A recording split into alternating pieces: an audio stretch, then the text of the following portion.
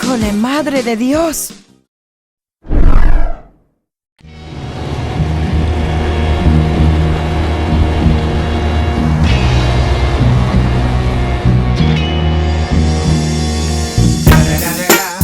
It's the hip hop of Amigo Double G. Snoop Dogg.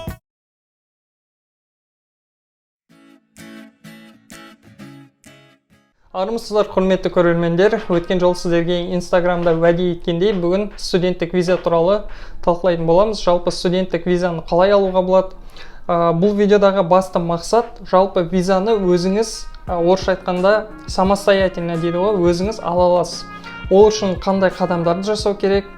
Осы сынды сұрақтарға жауап беру мақсатында бүгін біз өзіміздің каналға осындай жұмыстармен айналысып жүрген Алматыда Opportunity атты компанияда 2 жыл жұмыс жасаған студенттерді айырбастау дейді ғой, обмен программасымен осы жаққа жіберіп, кейін өзі Америкаға келгеннен кейін студенттік бағдарлама бойынша 15-ке жуық адамды осы жаққа алдыртқан қарапайым біздің қазақ жігіт Жәнбекті біз өзіміздің каналға шақырдық. Бүгін жалпы студенттік визаны талқылау мақсатында Америкаға келудің сан түрлі жолы бар. Оның бірі студенттік виза, бірақ жалпы қандай бағдарламалар бар екенін қысқаша шолу жасап, қазір айтып өтесің, Бәріне сәлем, менің есімім Жәнбек Мерекбаров. Ең алғаш саған рахмет айтқым келеді, осындай керемет каналға шақырғаныңа. Көріп жүрдік. Америкаға келу, егер сенің подписчиктарың бәрі көрген болар, сенің жағдайында F1 визасымен келдің, және одан бөлек Америкаға келудің жолдары өте көп. Визалардың түрлеріне байланысты инвестиционный виза дейді, инвестиция құятын, немесе жұмысқа келетін деген сияқты. Бірақ Қазақстаннан тапсыратын басым көпшілігінің бәрі 3 типтағы виза тапсырады. Ол визалар ең бірінші B1, B2. Мен өзім осы визамен келдім. Туристік виза. Ол B1 деген бизнес конференцияларға арналған қысқа уақытқа. Мысалы, мега жұмыста Америкадан партнерларымыз, серіктестеріміз шақырса, конференцияға 2 апта, 3 апта сондай қысқа көлемдегі бизнес поездкаларға B1 визасын береді. B2 деген ол туристік виза ретінде. Ол туристікке жатпайды, туристікке B2 деген, B2 деген жатады. Ол 10 жылға беріледі көбіне. Ол тек тур поездкаларға, демалып барса Америкаға. Ал бірақ дәл қазір Америка консулдығы ол B1 мен B2-ді біріктіріп қосып береді. Бір типтағы виза сияқты. Яғни егер B1, B2 визасын алсаңыздар, ол Америка бизнесқа және қыдырып бара беруге болады бір типтағы визамен бірге. Түсінікті. Одан бөлек бар J1 деген виза. Ол бағдарламалық алмасу программаларына арналады. Ол біз жұмыс істеген көбіне, ол Work and Travel деген бағдарлама бар, одан бөлек Au Pair деген бар, Flex деген Америка оқуға келетін бағдар. Бәрі J1 визасына келеді. Flex жалпы мектептегі балалар келеді, 10-11 сыныпта. Flex 9 сыныптан басталады, менің білуімше. 9-11 сыныпта мектептің оқушылары тест тапсырып Алматыда немесе Қазақстанда толықтай басталады.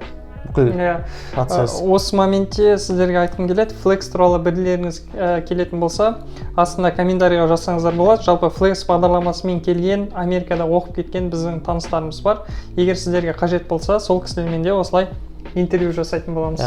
Өте керемет бағдарлама. Егер мүмкіндік болса, мектеп оқушылары көріп жатқан болса, интернеттен ақпарат алып, тапсырып көруге стоит орысша айтқанда. Одан бөлек Work and Travel J1 бағдарламасынан бөлек Visa F1 деген бар, өте танымал қазір, және J1 бағдарламаларына қарағанда затрат бойынша қаржылай кішкене арзанырақ шығады. Студенттік виза. Студенттік виза. F1 деген студенттік виза, оған тек қана тіл үйренетін курстар емес, одан бөлек community колледж дейді, колледж, университет, магистратура бәріне.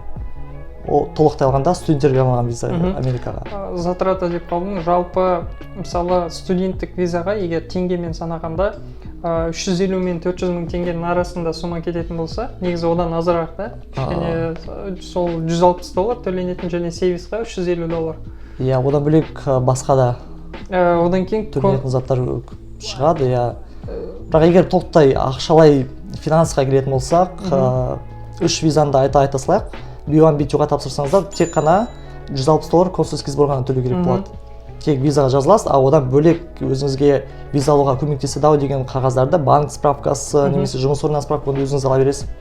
Яғни B1, B2-ға тапсыруға қаржылай $160 ғана кетеді, негізі былай алғанда. Консульский сбор. Консульский сбор ғана кетеді. Ал J1-ға? J1 деген work and travel, егер именно work and travel қарастыратын болсақ, онда программаның бағасының өзі басталады 1800 бен 2,5 доллардың көлемінде. Тек бағдарламаға сізге жұмыс тауып беретін бойынша солай. Сонда жалпы work and travelмен келудің өзіне программаға ақша төлеу қажет, иә? Ал бағдарламадан бөлек билет аласың, консульский сбор төлейсің, оның бәрі work and travel қарастырсақ толықтай кетеді, шамамен 3000 доллардай кетеді. Барлық сіздің қаржылай ақшалар кететіңіз затраты деп айтады.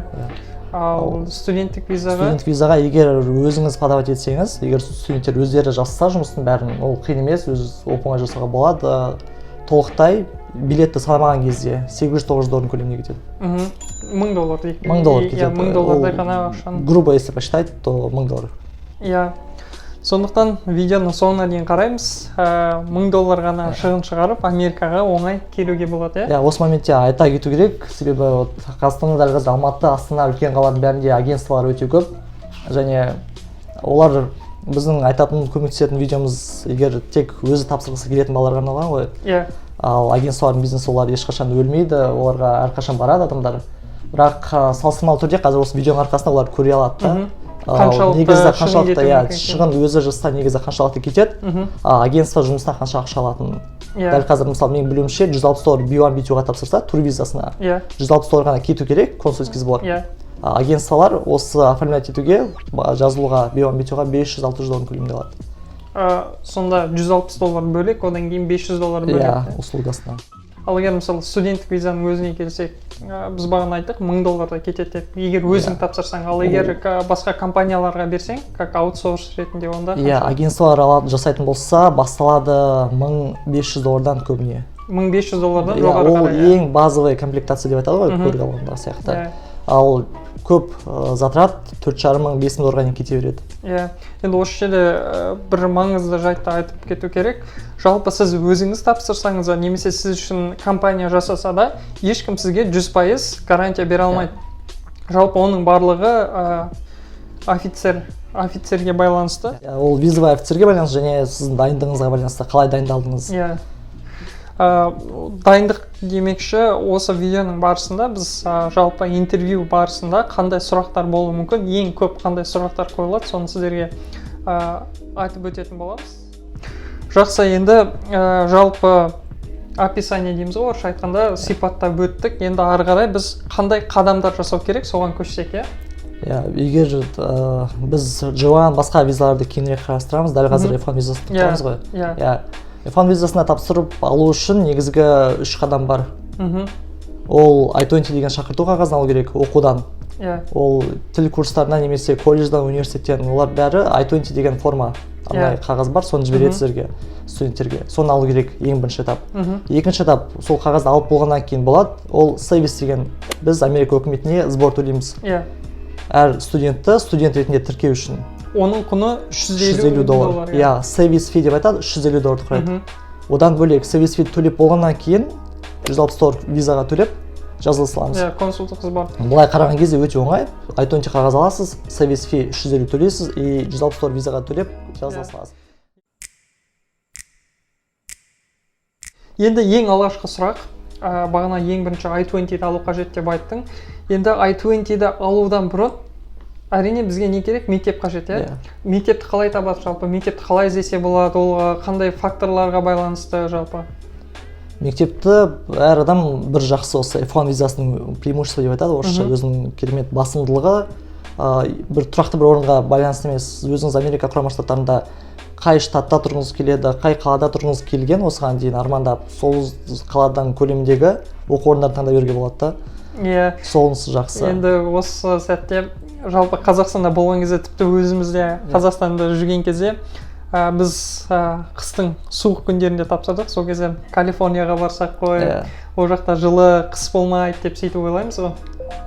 Бірақ енді соны ойлау барысында жалпы біз шығындарды көбінесе есепке алмаймыз.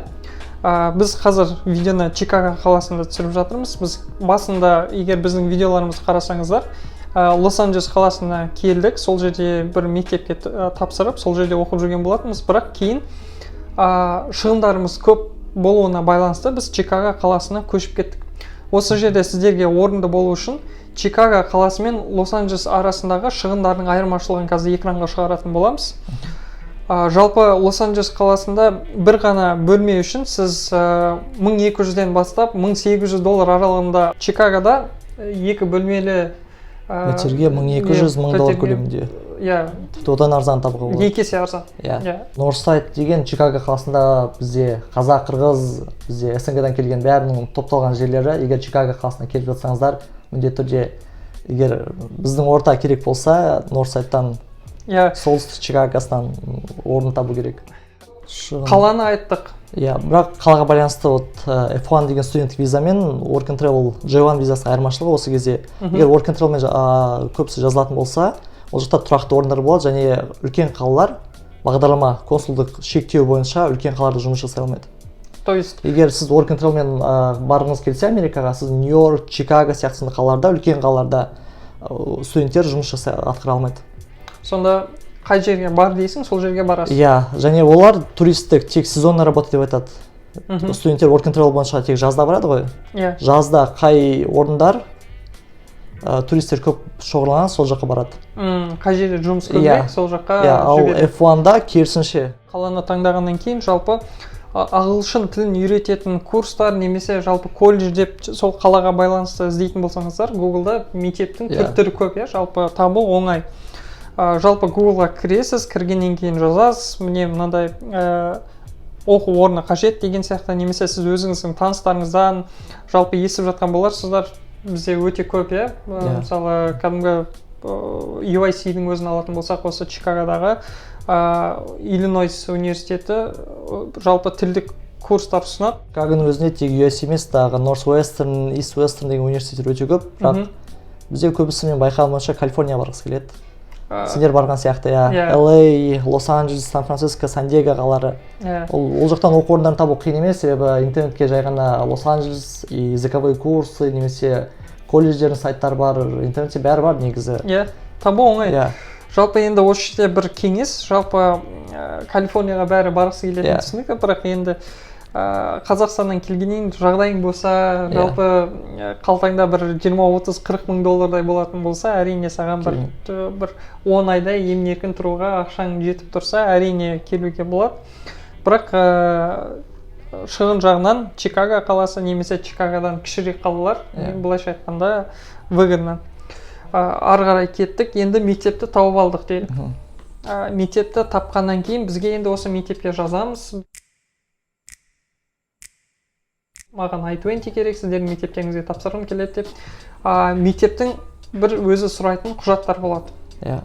Ол қандай құжаттар, оны қайдан аламыз мысалы? Оқу орындарына міндетті түрде жазып керек емес, мүмкіндігінше негізі бәрі онлайн жұмыс жасайды. Сайттарын табамыз. Ең бірінші шамамен мысал ретінде айтсақ түсініктірек болатын шығар. Шамамен мен Чикагоға UIC университетіне түскім келді. Алматы қаласында оқимын мен. Интернеттен табамын UIC университетінің, Чикагода Иллинойс университетінің сайтын официальный. Ішіне кірем, ол жақта application деген болады. Барлық оқу орындарында тіл курстары, колледж бәріне бар. Application дейді, сіз заявка тастайтын, ұсыныс тастайтын сайттар болады. Сол ссылкаға кіріп, толтырам анкетаны өзімнің бүкіл ақпараттармен бірге. Және ол жақта қосымша сұранатын құжаттар болады, сен сұраған сияқты. Ол құжаттар барлық стандартын болады, көбіне ол паспорт, Қазақстан паспортының. Және екіншісі банк справкасы. Сізде Америкаға келіп, жұмыс атқармай, оқуға тұрып, бар ғой тұрмыс-тіршілікке және оқуға төлейтін сондай затқа ақшаңызды қаржылай жете ма, соны дәлелдейтін қағаз керек болады. Кейбір кезде осы дәл сол сайттардың өзінің ішінде қаншалықты сумма қажет, қаншалықты уақытта соны жазып қояды. Мысалы, көп мектептерде егер қарапайым тілдік курс болатын болса, оның суммасы $10,000 жоғары болу керек, 10 мың мен 20 мыңның арасында. Қажетті белгіленген уақытқа жететін және тұрмыс-тіршілікке соған жететін справкасын сәйкес келу керек. Сіздің шақырту қағазыңыз Америкада тұратын уақытыңызбен қаржы банктағы ақша. Себебі ойлануы мүмкін виза беретін кезде, егер ол бір айлық қана курсқа барса, ал қаржы $50,000 бар. Ол мүмкіндігінше бір ай ғана оқып, қалған ақшаны финансовый подушка дейді ғой, Америкада қалып кетеді деген сияқты. Жалпы солай болады мүмкін, Енді осы сәтте жалпы осы екі құжаттан бөлек кейбір мектептерде транскрипт сұратып жатады, немесе мектептегі аттестат сұратып егер жатады. болса. Сонда бізде негізгі қажетті үш құжат. Біріншісі паспорт, екіншісі бізде банктен справка, үшіншісі транскрипт оқу орнынан немесе аттестат. Жалпы түсінікті. Енді осы құжаттардың барлығын мектепке жібергеннен кейін мектеп сізге I-20 жіберу керек, ол шамамен 2-3 апта алады. Бұрында қазіргі коронавирусқа дейін I-20 қағазын почтамен жіберетін, оригинал сондай қағазды. Сол қағазды алғаннан кейін ғана бар визаға кіретін. Ол I-20 қағаз жасалу 2-3 апта болса, ол почтамен Қазақстанға барам дегенше тағы 2-3 апта өтеді. Шамамен I-20 заявка аппликейшн толтырғаннан кейін 1-1,5 айдан кейін бірақ аласыз.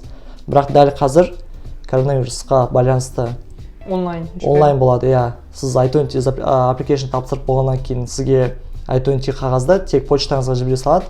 Оны почтамен былай оригиналын Қазақстанға күту керек емес. Почтаңызға келген қағазда сіз распечатав етесіз, шығарасыз, и сонымен кіре салсаңыз болады. Коронавирустың жалғыз плюсы осы сияқты. Жалғыз плюсы, бұл керек ақпарат деп ойлаймын, себебі коронавирусқа жақын арада бітетін түрі жоқ қой, соған алдағы 1-2 айдың ішінде тапсыратын адамдар болса, солай жазса болады. Мен де келісемін. Жалпы I-20-ді алып болдық, Қазақстанға келді, немесе почтамен алдық делік. Консульствоға жазылу үшін бізге талап етілетін құжаттардың бірі ол DS-160 деп аталатын форма, анкета. Бірақ DS-қа дейін біз государственный сбор төлеуіміз керек. Сервис деген фи. Біз I-20 қағазын алсақ, F1 деген Америкаға келуге 50% жақындық деп санаса болады. Өйткені ең керек қағаз I-20 ғана ұзақ уақыт алатын. Одан кейін I-20 қағазын алып, шақырту қағазын алып болғаннан кейін процесс өте тез кетеді. Себебі қағаз алып болдым I-20-ді, мен интернетке жазам, как оплатить сервис фи, немесе ссылка болады ғой видеоның астында. Мен айтпақшы, келесі қадам бізде ол сервисті төлеу деп айттық. Енді осы сервисті төлеу үшін қандай сайтқа кіру керек, соның ссылкасын біз осы видеоның астында қалдырамыз. Жалпы осы ссылкаға кіреді. Осы ссылка бойынша өтеді, сервис фи төлейтін. Және ол жақта I-20 қағазында әр студентке берілетін номер болады. Сервис деп тұрады. Сервис номер деп айтады. Сол сервис номерді енгізсе и $150 картасы арқылы төлесе болды. Картаға байланысты Каспи немесе MasterCard, Visa барлық карталар өте береді. Одан кейін міндетті түрде төлегеннен кейін сіздерге почтаңызға жіберу үшін бір астында өзі сондай батырма дейміз ғой, қазақша айтқанда кнопка тұрады. Немесе сол жерден компьютерге сақтап алуға болады. Бұл confirmation page деп айтады ағылшынша айтқан кезде. Сіздің сервистің ақшасын төлегеніңізді дәлелдейтін құжатын. Бұны міндетті түрде интервьюға алып барамыз. Интервьюға алып барамыз. Сондықтан бұл қағазды шығарып алу маңызды. Жақсы, сервисті төледік, қағазын алдық. Енді бізде келесі қадам. Біз бірінші DS-160 анкетасын толтырамыз. Содан кейін барып DS-ға $160 визаға, визовый сбор деп айтады, соны төлейміз. Содан кейін барып құжаттың бәрін жинап визаға кіреміз. DS деген толтыру. Біз бағана айттық қой, I-20 қағазын алғаннан кейін 50% жұмыс бітеді деген сияқты. Дәл осы DS-160 деген өте маңызды анкета, себебі көп біз Work-and-Travel'да жұмыс істеп жүрген кезде де балалардың бәрі айтатын, басқа визаға кіретін адамдар, мен визаға кірдім, но визовый офицер мен уже отказ беретін немесе одобрение беретін біліп тұрған сияқты дейді. Жай ғана кіріп шыққан сияқты болдым дейді, себебі солай айтады, бірақ сосын интернетте ақпараттарды оқыдағы әртүрлі адамдардан солай болуы мүмкін. Сіз DS-160 анкетасын қалай толтырыңыз, соған байланысты визовый офицер 90-100% болмаса да бір 60-65% сіздің алдағы одобрение немесе отказ алатыныңыз шешіп қояды. Сіз визаға кіргеннен кейін, егер олда қосымша сұрақтар болса, сұрақтарға жауап беріп, немесе өзіңіздің түріңізді көрсетіп, дауысыңызды естіп, содан ол визовый офицердің одобрение отказ бергісі келіп тұрғанын басымдылығын дәлелдейсіз. Жалпы интервью барысында офицерлердің негізгі мақсаты сенің қандай адам екендігіңді танып білу. Жалпы DS-160 формасында негізгі толтыратын дүниелер ол сіздің өміріңізге байланысты ақпараттар. Қай жерде оқыдың, ата-анаң кім, жалпы бір қажетті жағдай туындап қалған кезде хабарласатын номер досыңның, және қай жерде оқып жатырсың, немесе қай жерде оқып бітірдің, қандай жұмыс орнында жұмыс істедің. Одан бөлек ақш-қа бұған дейін келдің бе, қандай мемлекеттерге бардың, виза алдып, алмадың деген сияқты сондай ақпараттар Бұл әрине әрбір адамның жеке ақпараты, әркімде әртүрлі, сондықтан бұл жерде қандай да бір қиындық туындайды деп ойламаймын.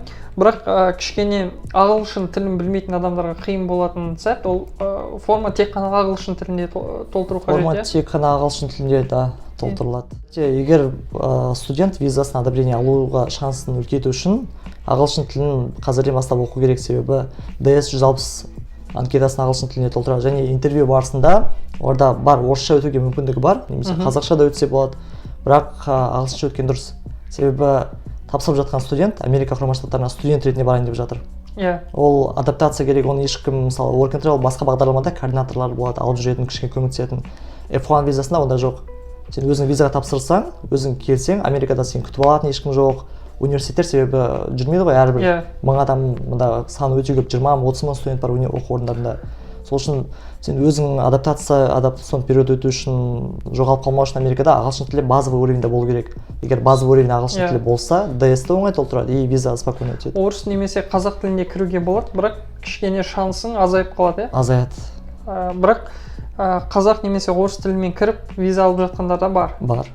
DS-ті толтырып біттік, енді толтырған кездегі тағы бір маңызды сәт. DS-ті толтырып жатқан кезде соңғы бөлімшесінде сурет сұрайды бізден. Сурет біздің Қазақстандағы сияқты 3:4 емес, размері 5:5. Суреттің форматы 5:5, ақ фонда. Ол жақында ғана өзгертті, очкисіз, очки тағуға болмайды суретке түскенде. Және құлақ ашық тұру керек суретте. Бірақ бізде қазір фотосалондар бар, бәріне кіріп, жай ғана осы Американың визасына тапсырамын, соған фото түсу керек десе, барлығын біледі. Бәрін өздері біледі, өздері жасап береді. Жалпы үйден де түсіріп жасауға болады, әрине, бірақ енді фотосалон бар болғандықтан сол кісілердің услугасын қолданып, жалпы өте қатты қымбат тұрмайды ғой. Сондықтан ең бастысы түріңіз көрініп тұрса, камераға тікке қарасаңыз, артыңызда ақ фон болатын болса болды. Енді осы фотоны жасап алғаннан кейін бағанағы сайтқа жүктейміз, барлығы бітеді. Соңында қайтадан бізде DS-ті толтырдыңыз деген confirmation page шығады. Осы қағазды тоже шығарып алуымыз қажет, себебі мұны да интервьюға алып кіреміз. Енді осы confirmation page-дегі бір сан бізге ары қарай интервьюға жазылу үшін қажет, А-ден басталады. Біз DS 160 анкетасын толтырып бастаған кезде ең бірінші бетте шығады application number. Біз осы DS 160-ты толтырып бастаған тек біздің номеріміз болады. А дегеннен басталады да, сосын қызылмен жазылып тұрады белгі. Және сол бірінші бетте осы номерді суретке түсіріп немесе жазып бөлек алып ал, себебі өте қатты керек номер деп. Дұрыс сақтап қойған дұрыс, себебі жалпы анкетаны толтырған кезде әрбір беттің соңғы астыңғы жағында сақтау деген кнопка бар, save деп тұрады, соны басасыздар, себебі браузер істемей қалса, немесе аяқ астынан бір қандай да бір жағдай болып қалса, жаңа save деп басып қойғандықтан ары қарай жалғастыра берсеңіздер болады. Және бағанағы айтқан application number, егер сіздер қайтадан жалғастырғыларыңыз келсе, қайтадан формаға кіру үшін сол жаңа номер қажет. Егер ол болмаса кіре алмайсыз. Ары қарай кеттік. Жаңағы интервьюға жазылмас бұрын енді консульский сбор төлеуіміз қажет. Оны төлеу үшін арнайы сілтеме бар, онлайн төлеу үшін. Оның сілтемесінде, бағана сервистің сілтемесімен бірге ссылканы біз осы видеоның астына қалдыратын боламыз. Ол Халық банктың сілтемесі негізі, Халық банк арқылы өтеді, және ақшаны теңгемен төлейді. Теңгемен. Қазіргі курс, консульский бізде Америка консулдығы өзі курс орнатады. Ол обмена пунктада қарағанда курспен бөлек болады. Кішкене жоғары жүреді. Төлегеннен кейін міндетті түрде чекті сақтап алу қажет. Себебі бұл қағазды да сіздер бірге алып кіретін боласыздар. Жалпы төлеудің уақытысының өзі кішкене қызық, себебі сіз күндіз төлейтін болсаңыз, сағат 12 мен 5-дің аралығында жалпы сіздің төлеген сумаңыз 3 сағаттан кейін базаға енеді. Ал егер түнде төлесеңіз, келесі күні 12-ден кейін ғана шығады. Неге бұны айтып отырмын? Себебі осы сіздерге берген чекте референс деп тұратын код бар. Сол кодты сіздер интервьюға жазылу барысында көрсету қажетсіздер. Егер оны көрсетпесеңіздер, сіздер интервьюға жазыла алмайсыздар. консулдық сборды төледік, сервисті төледік, DS 160-ты толтырдық, барлығының қағазы бар, барлығының номері бар. Енді содан кейін біз енді белгіленген дата таңдап визаға жазыламыз. Оның жазылуға арнайы ссылкасы бар, сілтемесі бар. Ол DS 160 анкета толтыратыннан бөлек мүлдем басқа оны да көрсетіп қоятын боламыз. Біз сол жаққа кіреміз. Ең басты, егер сіз осыған дейін жазылмаған болсаңыз, визаға басынан аккаунт ашасыз. Өзіңіздің данныйыңызды енгізесіз, бүкіл ақпаратты енгізіп, сізге аккаунт ашасыз. Логин мен логин, пароль, паспорт номерлеріңізді енгізесіз. Сол аккаунт ашып болғаннан кейін барып, ішіне бәрі түсінікті. Сіз ең бірінші бетке паспорттың бүкіл ақпараттарын енгізіп болғаннан кейін барып, сіздің айтқан сияқты референс номер, ақша $160 төленгенін дәлелдейтін номерді енгізіп, визаға календар шығады. Қай орындар бос деген сияқты. Жалпы жаңағы интервьюға жазылатын кезде енгізетін негізгі сандар, олардың бірлігі бағана сейвис номерді сұрайды соңғы жағында форманың. Одан кейін бағанағы адам басталатын DS-дің номерін сұрайды, соны көрсетесіздер. Өздеріңіздің паспорттың данныйлары автоматты түрде шығып тұрады ол жерде өзі. Одан кейін бағанағы референс код соны көрсетесіздер. Соның барлығын көрсетіп болғаннан кейін next деген кнопканы бассаңыздар, күнді таңдайтын шығады. Барлық сондай виза интервьюлардың бәрі таңертең болады. Таңертең болады. 9-да, 8:30-да басталады да, 12-1-ге дейін. Уақытты таңдайсыздар, таңдап болғаннан кейін сіздерге тағы да сіздер осы уақытқа жазылдыңыздар деп сіздерге арнайы қағаз шығады. Қайтадан айтқанда confirmation page. Сол қағазы міндетті түрде шығарып аласыздар. Сонымен сіздердің визаға алып кіретін бірнеше құжаттарыңыз қолыңызда бар, барлығы дайын. Біз I-20 алатынан бастап, барлық сілтемелердің бәрінде, анкеталарда, application ішінде біз өзіміздің почтамызды указывать етеміз, белгілейміз. Міндетті түрде көбіне бізде әлі күнге дейін Қазақстанда бар, Mail.ru қолданатындар бар. Mail.ru керек емес, барлық жақта самый универсальный деп айтады, Gmail. Біз Gmail'ды енгізіп жүрсек, автоматом confirmation номердің бәрі почтамызға келе береді. Соны алып, визаға толықтай процесс жүріп жатқан кезде, сіз почтаңызды ашсаңыз, 4-5 қағаз визаға алып келетін уже дайын тұрады.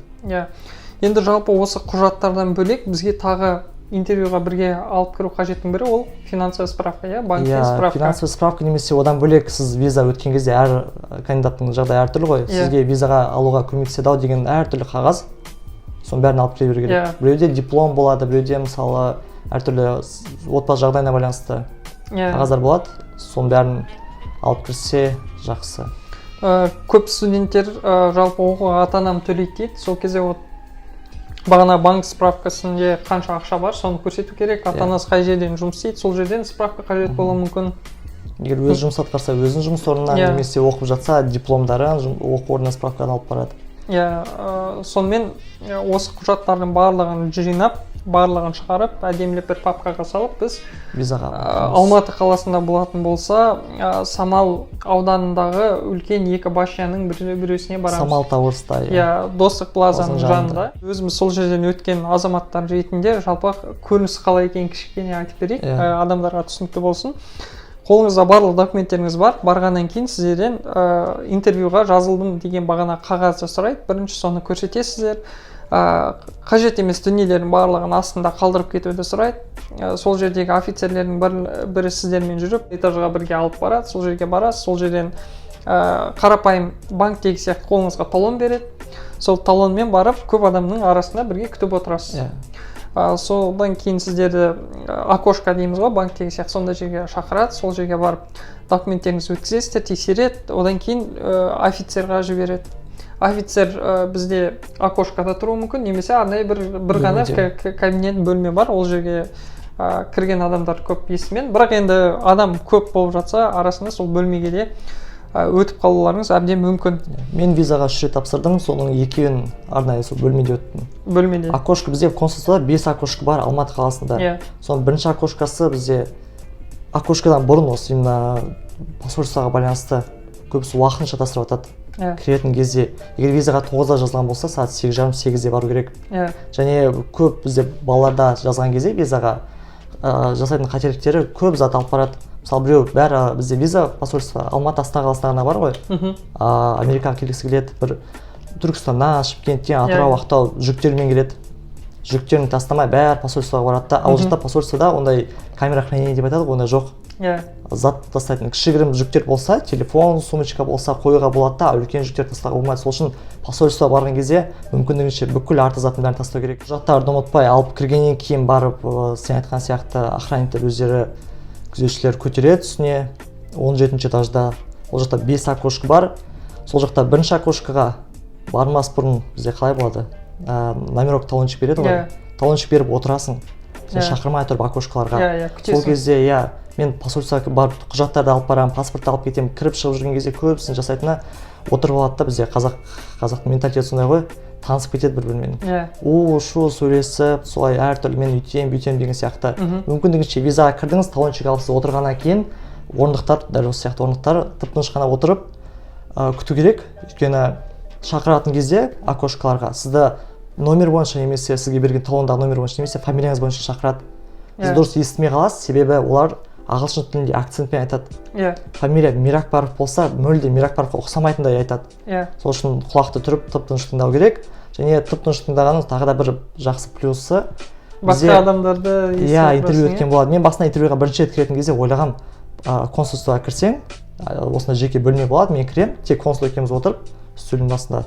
И солай сұрақтар қояды, жауап беремін, солай сөйлесеміз деп.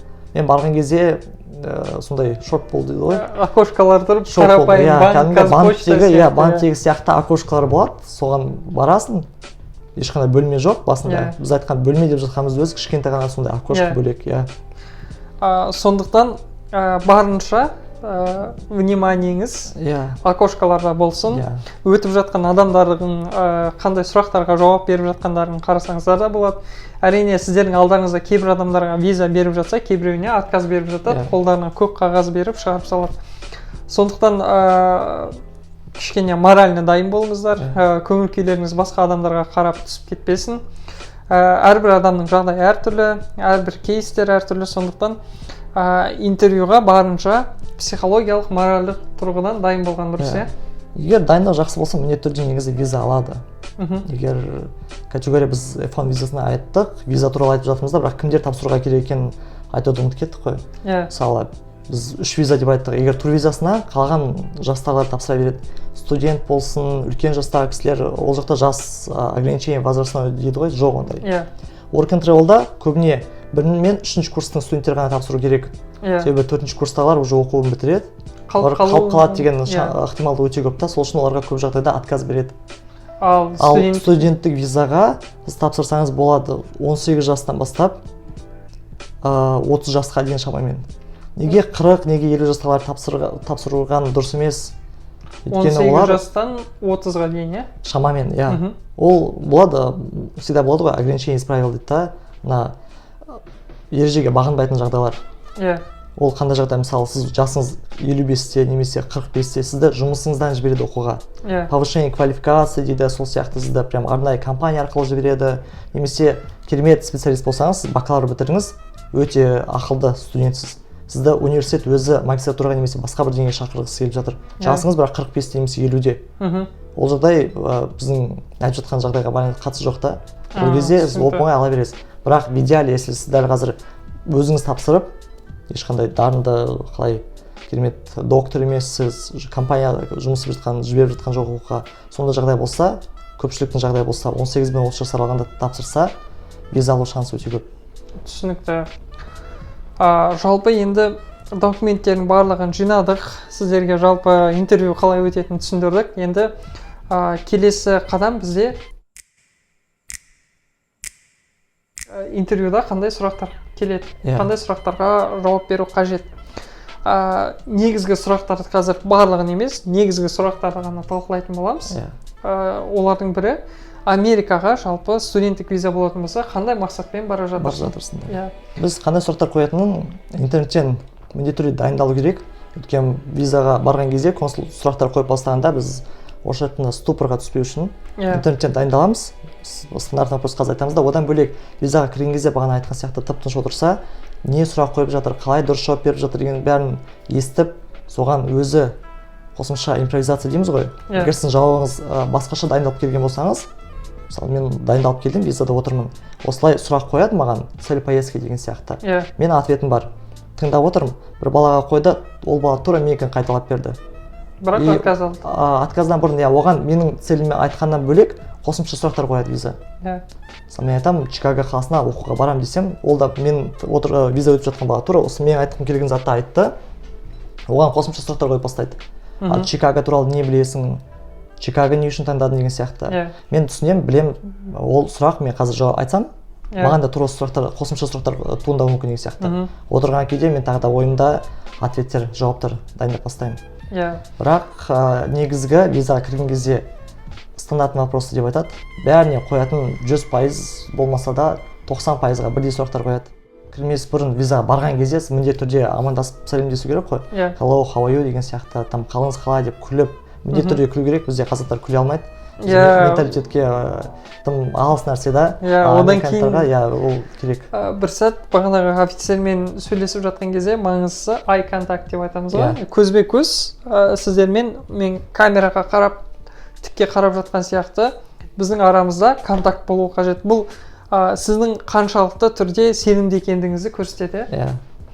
Біз балаларды жіберетін кезде сондай біздің директор өте жақсы кісі болатын. Бәріне солай балаларға ориентационный собрание дейміз, бәрін жинаймыз, қанша визаға кіретін, там 100 бала, 150 баланы жинап, бәріне түсіндіреді. Қалай өту керек, қандай сұрақтар қояды, не істеуге болады, не істеуге болмайды визада деген сияқты. Сол мен қасына тұрамын, кішкене естіп алғам. Ішінде өте маңызды дүниелердің бірі сол eye contact болатын да. Eye contact болады және сәлемдесу. Біз ең бірінші барамыз, сәлемдесеміз. Сол кезде көбісінің уже отказ алмау деп көңіл күй түсетін нәрсе виза офицерлер, консулдар, олар жауап қатпайды, жауап бермейді. Мен бардым, сәлем, қалыңыз қалай? Ол маған қарады, жауап бермейді, ноутбугына, компьютерына бірдеңені шұқылап бастады. Мен же ойлаймын, мына мені ұнатпай жатыр ғой, отказ беретін шығар деген сияқты. Оған көңіл аудармау керек, өйткені оларға бір күнде 1000 адам кіреді, әрқайсысымен сәлемдесе берген оларға да керек емес. Одан кейін уже бәрібір күлуді тоқтатпау керек. Олар да шаршайды, олар да адам деген. Күлуді тоқтатпай, күліп отыра береміз және одан кейін сұрақты қойып бастайды. Сұрақтар ең бірінші негізі басталатын сұрақ цель поездки. Америкаға не үшін барғыңыз келеді деген сұрақ болады. Енді көбісін әрине студент болғандықтан білім алу, ағылшын тілін үйрену мақсатында келеді. Бірақ дәл осылай ответті, жауапты бәрі айтады. Визаға Қазақстанға қазір 1000 адам кірсе, 1000 адамның бәрі F1 визасын тапсырғанның бәрінің айтатын жауаптары. Мен студент визаға тапсырдым, мен студент қана боламын, мен оқимын, тіл үйренемін немесе колледжде оқимын деген сияқты. Бізде сол бүкіл талпадан кіріп жатқан 1000 адамнан кішкене айырмашылық болу керек. Сізге плюс болатын. Ол қандай айырмашылықтар? Сіз бәрі оқу жай ғана бар ғой, колледжде оқимын, тіл үйренемін десе, сіздің ответіңіз более детальный болу керек. Цель поездки сұрады, мен осындай деген бір университеттің атын айтамыз, осындай факультетті айтамыз, сол сияқты ол жақта, осы қалада оқимын деп, более детальный ответ айтуымыз керек. Әрбір қойған сұраққа виза офицерда біз қанша шамамен 5-6 минут қана боламыз. Бүкіл интервью, соңғы дайындаламыз, визаға кіреміз, 5-6 минутта бүкіл Америкаға, арманыңа жетіп, Америкаға барасың ба, бармайсың, соның бәрі сондай 5-6 минутта ғана шешілетін дүниеде. Сол үшін мүмкіндігінше әрбір сұраққа толық жауап беру керек. Жақсы. Маңызды сұрақтардың бірі оқуға кім ақша төлейді? Өзіңнің қалтаңнан кететін ақша ма жоқ, әлде ата-анаң көмектесе ме? Одан кейін тағы қойылатын сұрақтардың бірі қай жерге бара жатырсың, қанша уақытқа қаласың ол жерде, қай жерде тұратын боласың, жалпы не үшін осы университетті таңдадың, неге Чикаго деген сияқты осы сынды сұрақтар көп. Осы сұрақтардың барлығына өзің айтып өткендей толыққанды мүмкіндігінше более детально жауап береміз. И ұзағырақ болса сіздерге плюс болады, себебі ұзақ жауап бере берсеңіз керек емес моментте виза офицер сізді тоқтатады да келесі сұраққа ауысып кете салады. Егер менен цель поездки сұраса, Америкаға барудың мақсатын мен толықтай не үшін осы оқуды таңдадым, неге барғым келеді, неге бұл менің арманым, бұл маған не үшін керек деген сияқты. Соның бәрін мен бір ответке қойып жауап берсем болады. Одан кейін дәл қазір қосымша сұрақтар қойып бастады коронавирусқа байланысты. Әрқашан сондай не үшін барасың, не үшін керек деген сұрақтар болса, қазір коронавирус кезінде онлайн ба оқу? Қорықпайсың ба баруға, онлайн ба сабағың, неге қазір именно барасың, осындай жағдай қиын кезде неге саған F1 визасы керек деген сияқты айту керек. Сондай сұрақтар болады. Осы сұрақтарға да дайын болу қажет, осы сұрақтарға шамамен қалай жауап берсе болады, неге біздің балалар қалай жауап беріп жатыр, осы неге коронавирусқа қазір тапсырып жатсың. Қазір коронавирус кішкене төмендеді ғой. Зияндығы. Вакцина бастады, жағдай түзеліп жатыр да ақырындап. бізде Чикагоның өзінде ресторандардың бәрі жабық еді, қазір ақырындап ашылып жатыр. Соған байланысты айтса болады, мен тапсырып бастадым.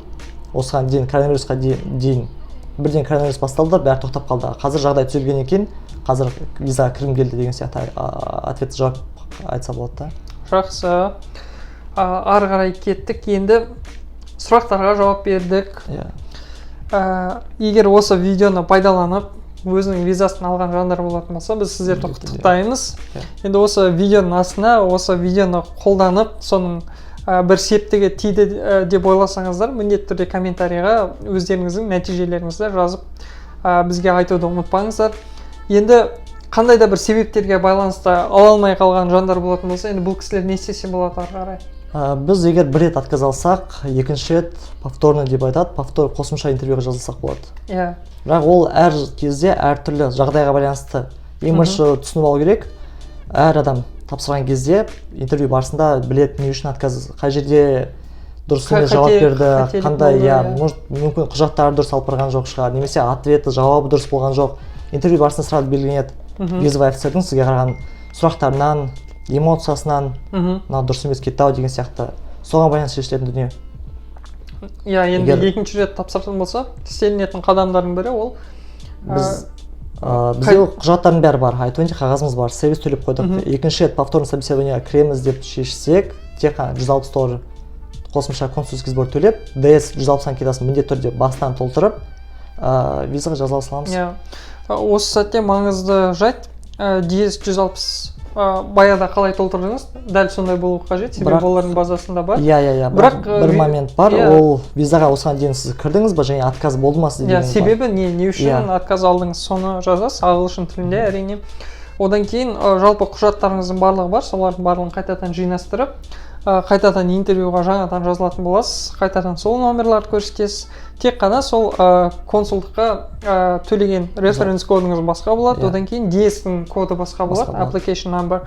Осының барлығын жазып, қайтадан жазыласыз, қайтадан қағаздардың барлығын шығарып аласыз да, кіріп шығасыз. Екінші рет кірген кезде, енді бірінші рет қандай қателіктер жібердіңіз, соның барлығын ескеріп, толыққанды жауап беруге тырысатын боласыз. Бірақ екінші рет кіріп керек па, керек емес па, соны анықтап алу керек. Сол бағана айтқан причина отказдаға байланысты. Себебі егер сіз екінші рет тағы да болмайтын бірінші жіберген қателікті қайталап барып екінші рет кіріп отказ алсаңыз, сізде визовый история дейді ғой. Әр кіріп отказ алған сайын сіз визовый историяңыз жаман бола береді. Мен бір рет кірдім, отказ алдым, екінші рет тағы кірем, отказ алдым, үшінші рет тағы үшінші рет береді шығар деп кірем, отказ аламын, 3 отказ. Мен төртінші рет кірсем, маған қайтадан отказ беру ықтималдығы өте көп. Себебі виза офицерді логично ойлайды, мынау не үшін Америкаға сонша барғысы келіп жатыр. Значит, қалып қалғысы келеді иммиграционный цель. Өйткені визаға әр адам кірген кезде визовый офицер кандидат қанша жерден керемет идеальный болса да, оны потенциальный иммигрант ретінде қарастырады. Мына адам келді, ол міндетті түрде қалып кетеді ау деген сияқты. Интервью барысында міндетті түрде соны виза офицердің солай ойлап жатқанын қате дұрыс емес екенін дәлелдеуіміз керек. Дәлелдеген кезде бүкіл ответ емес екендігін иммигрант емес. Мен егер F1 визасын тапсырып жатсам, Америкада қалып кетпеймін, білім алам, Қазақстанға қайтып кетемін, соны дәлелдеу керек. Соған байланысты ответтің бәрі толық болу керек, және міндетті түрде бүкіл ответте, барлық ответте сіздің жауабыңыз Қазақстанға келдіңіз дәлелдеу керек. Егер сұрады мен, ең популярный болады ғой, танымал сұрақ, ответ. Цель поездки, не үшін Америкаға барғың келеді десе, мен Америкаға барып, осында USC университетінде білім алам, мамандығым бойынша. Сосын ол маған керек, қазір жұмыс істеп жатса шамамен, мен жұмыс істеп жатырмын бір компанияда, ол маған керек, білім алуым, өйткені келгеннен кейін магистр дәрежесімен мен осы компанияда жоғары қызметке тұрамын деген сияқты. Осы біз баратын оқу орнын точно ответ айту керек, қандай оқу орны, сіз қазір істеп жатқан компанияның атын айтса болады, мысалы Эйростан айтса болады. Осы Эйростан компаниясында мен менеджер болып кіремін, там осылай деген сияқты. Бұл тек қана мысал ретінде қандай қызметте жұмыс істейсіз, осы жұмыстан кейін сіз ағылшын тілін меңгергеннен кейін жалақыңыз өсе ма, жоқ әлде қандай қызметке тағайындайды, соның барлығын айтып өтсеңіз, бұл нұр үстіне нұр болады. Иә, ол шансыңызды одобрение алуға өте үлкен кетеді. Бәрі ответ Қазақстанға келуге болу керек. Қадамдардың барлығы осы, сіздерге біз сәттілік тілейміз. Жалпы бағанағы айтқан компанияларға жазбай айтпай ақ осы біз айтқан процесстердің барлығы сіздерге түсінікті болды деп ойлап отырмыз. Енді осы ақыл кеңестердің барлығын алып өздеріңіз тапсырып шықсаңыздар болады. Қорытындылай келе айтып салсақ болады да, біз кейбір моменттерді ұмытып кеттік айтуға. Былай, если обобщенно айтсақ, ең бірінші процесс F1-ға тапсырған кезде I-20 аламыз, университетке сайт application арқылы тастап, немесе жазсақ болады почтасына. I-20-дан кейін service fee төлейміз, service fee-дан кейін консульский сбор төлеп визаға жазыламыз и интервью өтеміз. Интервью барысында мен айтуды ұмытып кеттім. Біз определенный уақыт қаламыз ғой I-20 қағазда оқуға бара жатқан кезде. Сол кезде I-20 қағазды көп балалар ақшасын аз төлеу үшін ба, солай 3-4 аптаға ғана алады. Немесе 1-2 айлық қана курстар алады. Ол минус болады интервью барысында. Не үшін минус болады? Себебі визовый офицер біледі. Ол бала Қазақстан жағдайы қатты керемет емес қой. И халықтың мәселесінің финансовый положениесі тоже супер емес. Америкаға барып алсам болды. Салыстырмалы түрде, ол не үшін, мысалы, шамамен қарағанда бәрі мұғалім, там сондай жұмыста істеп жүр. Неге ол сондай үлкен затрат жасап, керемет ақша шамамен есептеген кезде қанша, 1 миллион, там жарты миллионға кетеді ғой, егер билетпен қосқан кезде. Неге ол сонша ақша төлеп Америкаға барып, бір ай ғана тіл үйренейін деп жатыр, 2 ай ғана үйренейін деп жатыр, себебі сондай керемет затрат жасамай Қазақстанда оқи берсе болады ғой деп сұрақ қояды да олар. Бұл түсінікті. Және I-20-ді көп уақытқа да болмайды?